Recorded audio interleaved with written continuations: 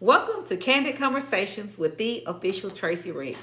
Please go ahead and click like on this video, subscribe, and click the notification bell so that you can become notified when I upload new videos. Today we're going to talk about things that I did to practice self-love. Now, in my previous video, I talked about self-love, my journey, and exactly what took place concerning my transformation. So please go back so you can get all of the tea on that.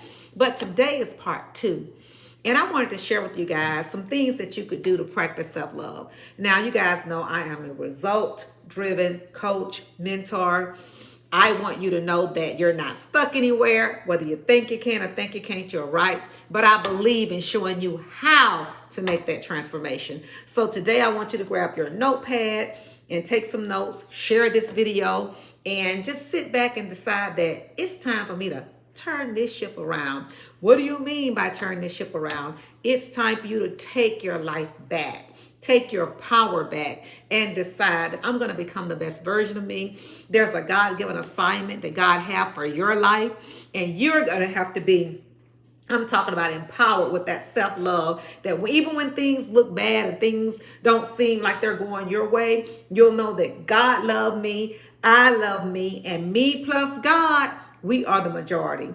So I'm going to give you guys some things I did personally to practice self-love. Number 1, I decided to change the way I talk to myself. I made a concrete, solid decision that I was not going to talk harsh to myself anymore. I was going to talk to myself the way I would talk to someone I really love. And what do you mean by that? For an example, no more saying, oh, that was stupid. Why did you do that? You know, some of you guys who are married, you're not happy in your relationship, so you keep beating yourself up saying, well, why did you marry bozo? Well, now that you're in the situation, you're not going to help yourself any other situation by you beating yourself up. Decide that I'm going to start loving myself, and maybe bozo or whatever his or her name is, they will start turning that thing around too, that relationship around, when you decide to practice self-love. So number 1, I decided to change the way that I was talking to myself. I had a habit of saying negative things about myself. I began to, number 2, apologize to Tracy. I apologized to me. I said, you know what, Tracy, I apologize to you for all the days you put up with crap. I apologize to you for the years that you've held yourself back, the years you didn't even know. I apologize to you, Tracy. And I began to, number 3, give myself permission to move forward concerning my mindset about me. I gave myself permission. You have permission to recreate yourself. You have permission to love you. Now, once again, we're not talking about being narcissistic or self-centered or, thinking more highly of ourselves than we ought to think. But we're talking about really loving ourselves the way God loves us. Now, the 4th thing I did, I went into the scriptures and I looked at 1 Corinthians chapter 13, and I read those love scriptures every day. I realized that the word began to, to really talk to us. When I say talk to us, let me make sure this is clear, because I said it talked to us, but I was reading the word and it spoke to me, okay? That love is patient, love is kind, love is long suffering. But I realized that I was not patient with myself.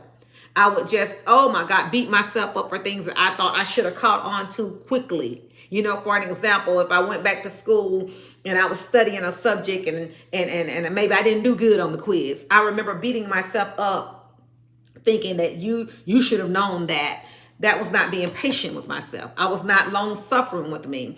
There were times where I would say, girl, why did you do that? That was one of my main statements I remember speaking to myself. And it was just a habit, automatic negative thought, those ants that I decided that I was going to smash them, kill them, delete them, erase and replace those thoughts. And then also I realized that I had to be more kind and compassionate. Once again, that just like I would be kind and compassionate to my children or my husband or my mother or whoever else was in my life that I felt like I loved and valued, I had to learn how to be loving to Tracy. Number 5, I began to learn about me and what I need and what I wanted. A lot of times I even talk to other women. I went through this, and it's like, what do you like to do? Well, my husband liked to ride motorcycles. My children like to skate. My, mother, she liked gardening. I knew what everybody else liked, but when it came down to me, it was like, what do you like? because I was so used to putting myself on the back burner because I didn't value myself. The self-love that I needed wasn't quite there yet, but I knew what everybody else around me that I truly loved, I knew what they liked. Then, okay, I came to the conclusion that you need to start implementing these things in your life. Now, you guys might gonna laugh at me because I'm kind of like when I say easy person to deal with and an easy person to please, I'm low maintenance. I'll put it that way, okay? I decided that I love being out in nature. Maybe it's because I grew up in the country, but I love going outside. You know, my husband started riding bikes. I knew he liked riding motorcycles, and then he started cycling. So he encouraged me to start cycling with him when the pandemic, when it first started. And I liked cycling. I really did, and I still like to go on the bike trails because I like being outdoors. But my doctor recommended walking, at least 20 minutes a day. She was like, that's good for vitamin D. And so she just made that suggestion. And I decided, okay, I'm just going to see if I just walk 20 minutes a day, what would happen. You guys, I'm addicted to walking. I love to walk. So I'm walking and it's therapeutic. I listen to the word. A lot of times I'm listening to God as I'm walking. I'm just embracing nature. A lot of times I do worship. It's so much that I've accomplished until I went from 20 minutes of walking to at least an hour a day of walking, at least an hour in nature, just me and God, and me and nature. And so I make time every day, no matter what. I get up every day and I'm going to do this. Even when we're out of town. I like when I'm going into new cities, I like walking through the cities, just seeing what's out there. I like just walking, like I said, enjoying nature. So I make sure I do those things. And then I love taking bubble baths. Love it. It's so relaxing and therapeutic. A lot of times I'll, put my little nice soft music on, relax myself, just, Calgon, take me away. Anybody over 40, you probably could relate to this commercial. Y'all remember that Calgon, take me away? So I began to learn what I like to do. And most of the things that I like to do, I told you guys I'm low maintenance. It's not anything that costs a lot of money. For those who are saying, I don't have that kind of money. I just learned some things that I could incorporate into my life every day to practice self-love, to pour into me so that I can pour out to others in my life. So I learned what I like to do, and I began to do more of that on purpose. Somebody said on purpose. And then the next thing, I began to practice gratitude and applauding myself. I began to encourage myself. I began to change from beating myself up to building myself up. I became my biggest cheerleader. Let me go back. I began to, first of all, let's start off by talking about gratitude. Tracy, I'm so grateful and thankful that you are living. There are a lot of people that didn't make it, especially with this pandemic. If you're still alive, you're in your right mind, gratitude. Father, I thank you that millions didn't make it, but I was one of the ones who did. So I began to practice gratitude every day. Gratitude will change your attitude. If you're feeling like you want to kill yourself today, please reach out and receive help. But let me give you one thing that you can start doing now is practicing gratitude. Things might not be as good as I want them to be. This is how I want you to begin to think. But God, I thank you that I have breath in my body. I thank you, God, for this day. And then I began to, once again, encourage myself where I used to beat myself up. Even today, I went into my bathroom, I looked in the mirror, and I said, Tracy, you're doing it. Not being self-centered or narcissistic. Girl, you're doing it. You came a long way from where you was. Girl, you're growing. You have your business. You've been consistent in spite of the pandemic. You have ministry that you are working towards your goals. You've accomplished some things. Now, that's a big deal for me because there was a time I didn't value myself. There was a time the self-love wasn't there, and I would have beat myself up. Well, you should be further along than this. Is the business where you want it to be yet? I would be looking at all of the negative things that I could think about concerning my life versus focusing on the positive. Someone says the glass half empty or the glass half full. We just glad we have a glass, okay? We're going to start right there. So with me, with self-love, I began to practice gratitude concerning my life, concerning me. And then once again, I began to encourage myself. I began to applaud myself. I started paying attention to the negative thoughts that I would use, those automatic negative thoughts. I would use those to beat myself up. No, Tracy, you can start saying positive things. Just like the negative thoughts that come up, start saying the positive things, the opposite of that. So that's where I began with my journey. And then the last one, but not least, I began to meditate on how valuable I am to God. God said that you're the apple of his eye. We're his jewel, his most prized and valuable possession. Oh, let me say this. You're his most prized and valuable possession. Out of all of the fingerprints in the world, there's not a fingerprint that would match yours. God, he knows the hair on our head. You guys know they're numbered. God thought you were to die for. He loved you so much that he gave his only begotten son to die for you. He has a love you couldn't even fathom it in your wildest dreams, God's love for you. And so I was, meditating on the fact that he thought that highly of Tracy, not just thought it, he think that highly of Tracy. Who am I not to think that highly of myself? I heard you. Well, the Bible says don't think high of yourself. No, don't misquote scriptures. It says don't think more highly than you ought to think. So he's telling you in his word, you are valuable. And I had to meditate on how valuable I am to God. So really, it's an insult to God when we don't value ourselves and I'm just a nobody trying to tell I like that song. So this is not throwing shade. But you don't want to think of yourself as just a nobody. I know we think that's humility, but that's false humility, you guys. God thought that you were to die for. You are a somebody. I is somebody. Somebody say, I is cute. I is pretty. I is somebody. Y'all remember the movie, right? So you have to begin to encourage yourself. I began to meditate on how much God loves me and that he thought I was to die for. Now, let me say this. There are some of you guys who are suffering from rejection issues. And what I mean by that, maybe your mama didn't want you or your daddy didn't accept you. Those things are real. So we're not going to make light of that. But now that you're becoming aware of how much God loves you, you are aware of this. Even though mama and daddy might not have loved you, or your family, whoever it might be, your husband, your wife, maybe they didn't love you and they didn't value you. Now you can decide that I'm going to embrace God's love for me. And I'm going to realize that I am significant. I'm going to let the devil know. I'm going to let those around me know. No, I don't have to tell them verbally, but with my actions, I'm going to let them know, even though you might not have wanted me, I'm learning how to value me. I'm learning how to love me. I'm learning how to embrace God's love for me. And God plus I, you plus God, that's the majority. So I want you to know that you can decide to turn the ship around today. One thing I realized with those ships, the big yachts, and it's like you can watch them as they're turning. Have you ever watched a ship turn? And sometimes it seems slow. But let me say this to you, that as you're turning the ship around, it might seem a little slow. Some days you might go back to beating yourself up. Don't let a slip up be a total regression.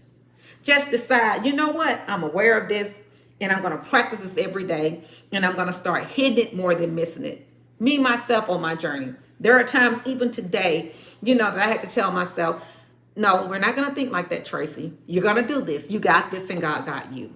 So once again, you guys, there are some things that I did to practice self-love that I'm sharing with you on this video today. And I pray that it could cause you to just change the way that you feel about yourself.